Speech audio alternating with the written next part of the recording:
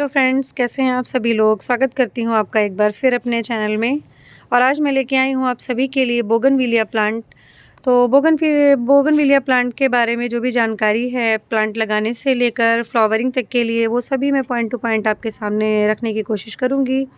अगर वीडियो आपको अच्छा लगता है तो प्लीज़ वीडियो को लाइक करें, शेयर करें, कॉमेंट करें एंड मेरे चैनल को सब्सक्राइब करना ना भूलें। तो ये मेरा बोगनविलिया प्लांट है, लगभग 3 से 4 साल पुराना प्लांट है। और ये देखिए, आप देख सकते हैं कि बहुत अच्छे से फ्लावरिंग कर रहा है। तो इसका फुल ब्लूम टाइम चल रहा है, दिसंबर का महीना है। इस समय नवंबर दिसंबर में बोगनविलिया बहुत अच्छे से फ्लावरिंग करता है। तो आपका भी पौधा इतने अच्छे से फ्लावरिंग करे, इतने अच्छे से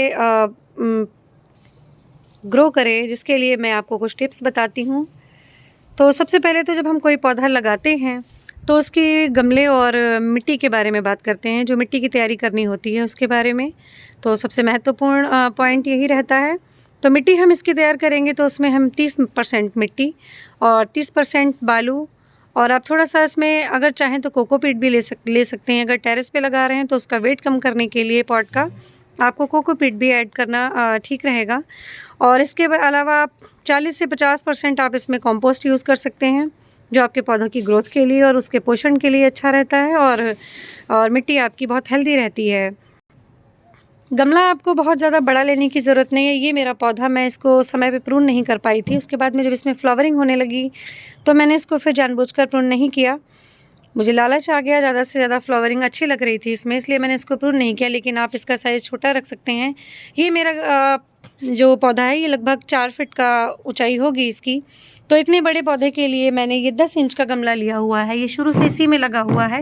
इसको मैंने 2 बार रिपॉट किया है 3 सालों में, लेकिन इसी में लगा के रखती हूँ मैं। और इस 10 इंच के गमले में भी ये बहुत अच्छे से चल रहा है, बहुत अच्छा खुश है ये पौधा मेरा, आप देख सकते हैं।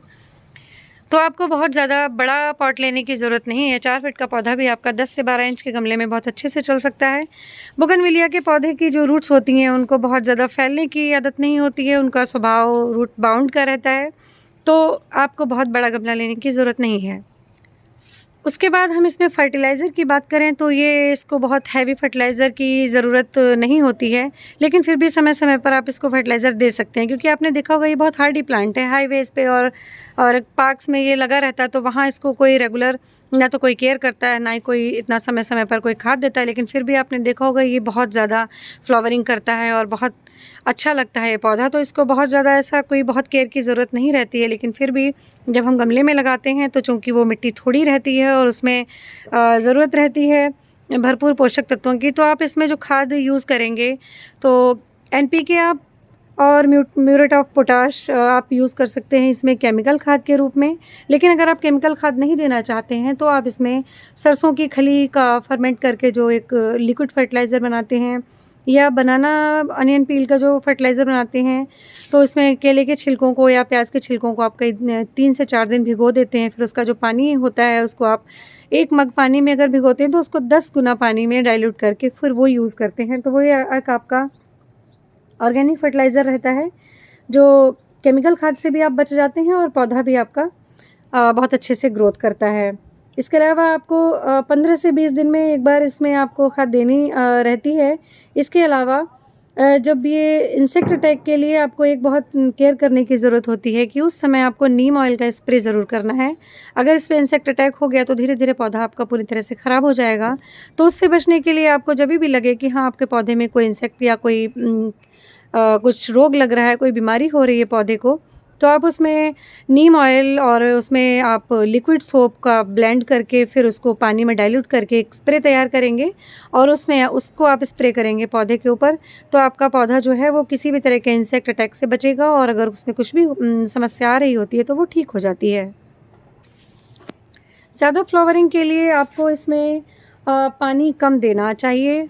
पौधे को पानी कम ज़रूरत होती है। देखें, अगर आप ज़्यादा पानी देंगे तो इसके पत्तियाँ ज़्यादा रहेंगी। ये जो हरी वाली पत्ती रहती है ये इस तरह से, ये फ्लावरिंग के बंचेस तभी बनेंगे जब आप इसमें पानी कम रखेंगे।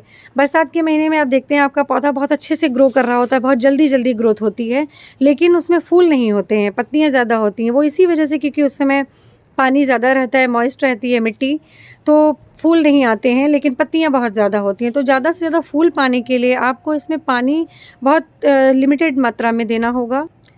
उससे क्या होगा कि आपका पौधा जो है, हरी पत्तियाँ ज़्यादा नहीं होंगी, लेकिन फ्लावरिंग अच्छी होगी, फूलों से भरा रहेगा आपका पौधा। सर्दियों में इस पौधे को बचाने के लिए आपको मल्चिंग बहुत ज़रूरी है, और मल्चिंग अगर आप नहीं करना चाहते हैं तो इसको शेड में रखें। जो बहुत ज़्यादा ठंड रहती है, जब टेम्परेचर बहुत कम हो जाता है, 10 के नीचे जो अगर टेम्परेचर चला जाता है तो पौधे के लिए थोड़ा-सा दिक्कत रहती है। तो उस स्थिति में अपने पौधे को बचाने के लिए आपको या तो मल्चिंग का मतलब ये होता है कि जो ये आपका मिट्टी है, ये जो रूट होती है, इस एरिया को आप किसी चीज़ से पूरी तरह से ढक देते हैं इसको। जैसे उसके लिए हम मूँगफली के छिलके, घास, आप न्यूज़पेपर भी रख सकते हैं। उससे इसको पूरी तरह से कवर कर देंगे तो इसको मल्चिंग बोलते हैं। तो इस मिट्टी को कवर कर देंगे तो कहीं न कहीं ये पौधा आपका सेव रहेगा। फिर आपके जो सर्दी का जो बहुत ज़्यादा अटैक होता है, जिसकी वज़ह से आपका पौधा ख़राब होता है, वो स्थिति आपके लिए नहीं आएगी।